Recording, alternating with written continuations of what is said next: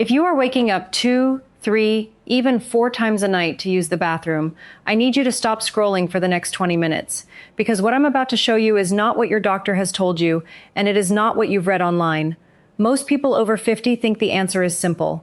Just drink less water at night. I'm going to show you why that advice is not only wrong, it might actually be making your nighttime bathroom trips worse. My name is Dr. Olivia Brooke. I'm a urologist, and for years I've sat across from patients just like you. Exhausted, frustrated, afraid to travel, afraid to sleep through a movie, afraid to even nap on the couch without worrying about making it in time. I've had patients tell me they stopped drinking water past 5 in the afternoon and still woke up 3 times. I've had patients who cut a full liter out of their day and felt more urgency, not less. I've had patients who were so sleep deprived from night after night of broken rest that they began forgetting words in conversation, losing their balance on the stairs, and walking through their days in a fog. Here is the truth. There is a specific way to drink water, a timing, a rhythm, a method that can cut your nighttime bathroom trips down dramatically. In some of my most responsive patients, from 4 times a night down to none. Not a medication, not a supplement, not a special pillow or herbal blend, a simple, structured approach to the water you already drink. And I'm going to walk you through the exact method step by step in this video. But stay with me until the end, because tip number 4 is the one almost nobody talks about. And it is often the real reason people over 50 are still waking up at 2 in the morning, even after they have tried everything else. Let's get into it.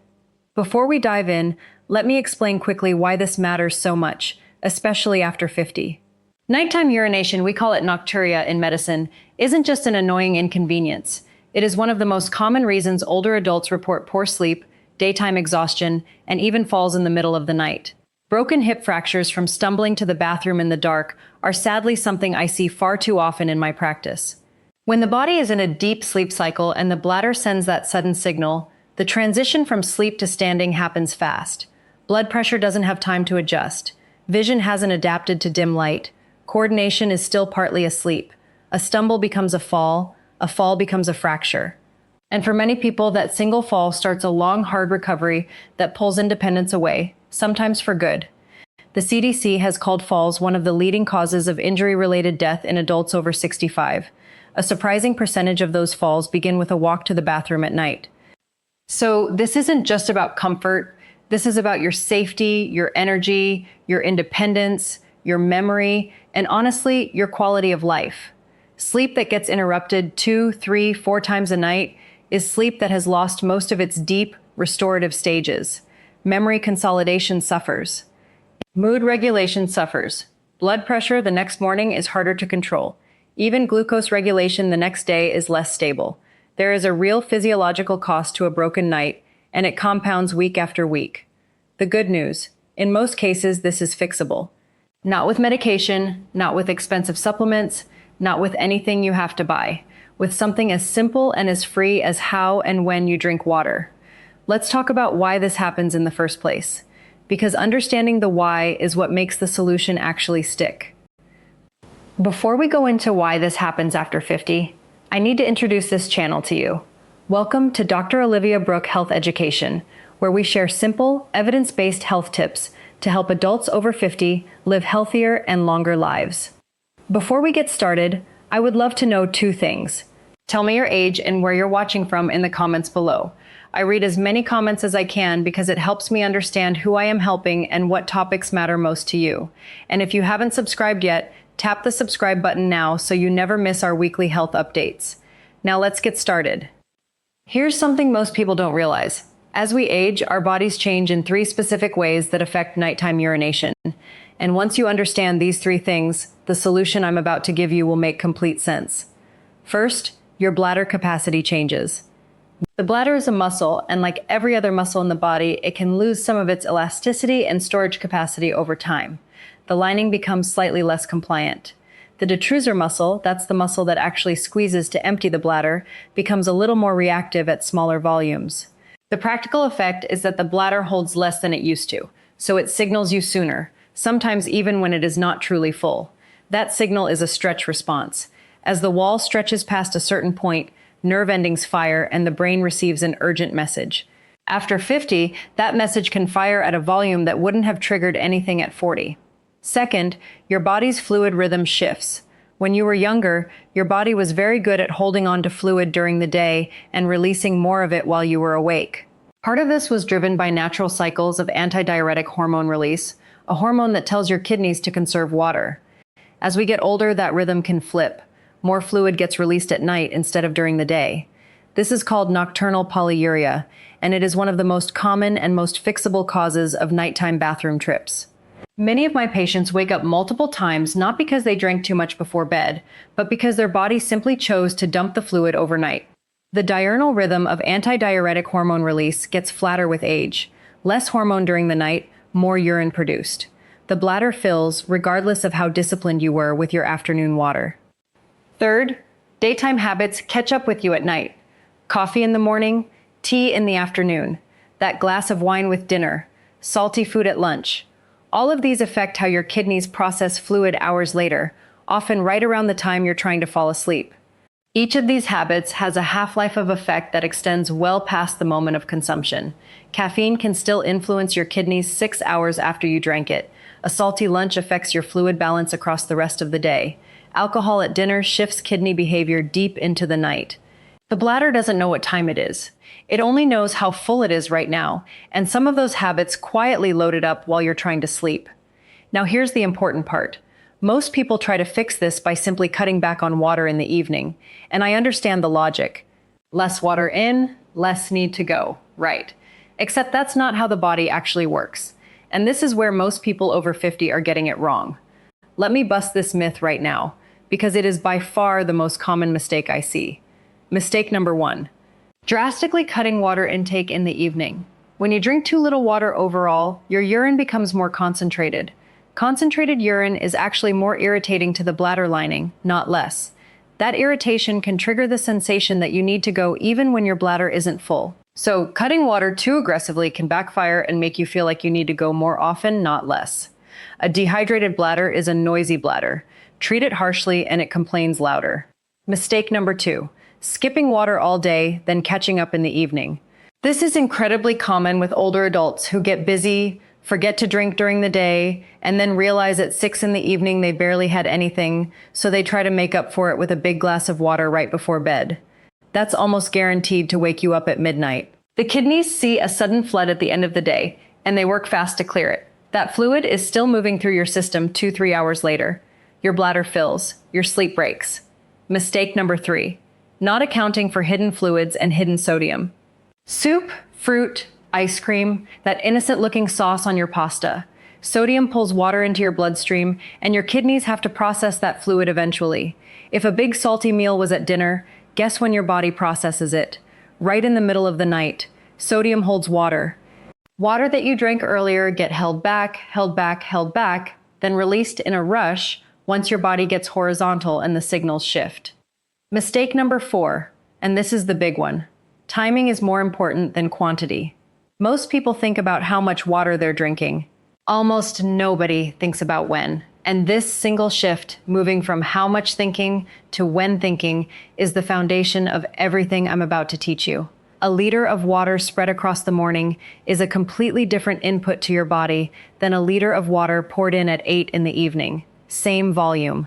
Wildly different outcome. So now that you know what not to do, let's talk about exactly what to do. This is broken into 5 simple rules. I want you to really absorb these because together they form a complete daily rhythm, not just a random tip here and there. Rule number 1, front load your hydration. Aim to drink the majority of your daily water, roughly 70 to 80% of it, between the time you wake up and about 4 to 5 in the afternoon. Why this window? Because your body needs several hours to process fluid and move it through your system before bedtime. If you're well hydrated by mid-afternoon, your body isn't scrambling to catch up in the evening, and it isn't holding on to extra fluid that gets released the moment you lie down. A simple way to do this: keep a water bottle or a glass on your kitchen counter and refill it when you sit down with your morning coffee. Again at lunch, and again mid-afternoon. By dinner time, you should already feel caught up. Not thirsty, not rushing to drink more. Just steady. Rule number 2, the 2-hour wind-down window. Starting about 2 hours before bed, begin tapering your fluid intake. This doesn't mean stopping completely. A few small sips are fine, especially if you're thirsty or taking evening medication, but this is not the time for a full glass of water, a cup of tea, or a bowl of soup. Think of it as a gentle closing of the tap, not a sudden shut-off. Your body responds much better to gradual changes than abrupt ones. If you cut hard at the 2-hour mark, you also want to make sure your dinner was timed earlier so that digestion and fluid processing don't stack up right before sleep. Rule number 3. Watch the hidden diuretics. Caffeine and alcohol are both diuretics, meaning they actually pull more fluid out of your body than they put in, and that effect can last for hours. That afternoon cup of tea or coffee, it could still be affecting your kidneys well into the evening. And that glass of wine with dinner, as relaxing as it feels, is one of the most common and most overlooked causes of a 2 a.m. bathroom trip. Alcohol also fragments sleep architecture, so even if it doesn't fill your bladder, it still costs you deep sleep. My advice: try to have your last caffeinated drink no later than early afternoon. And if you enjoy an evening drink, consider moving it earlier in the day or limiting it a few nights a week to see how your body responds. Many patients are surprised by how much the late caffeine timing contributed to their nighttime awakenings once they shifted it earlier in the week. Rule number 4. The one almost nobody talks about: sodium timing. Remember when I said stay until the end? Here it is. Most people think about water and caffeine, but almost nobody thinks about sodium timing.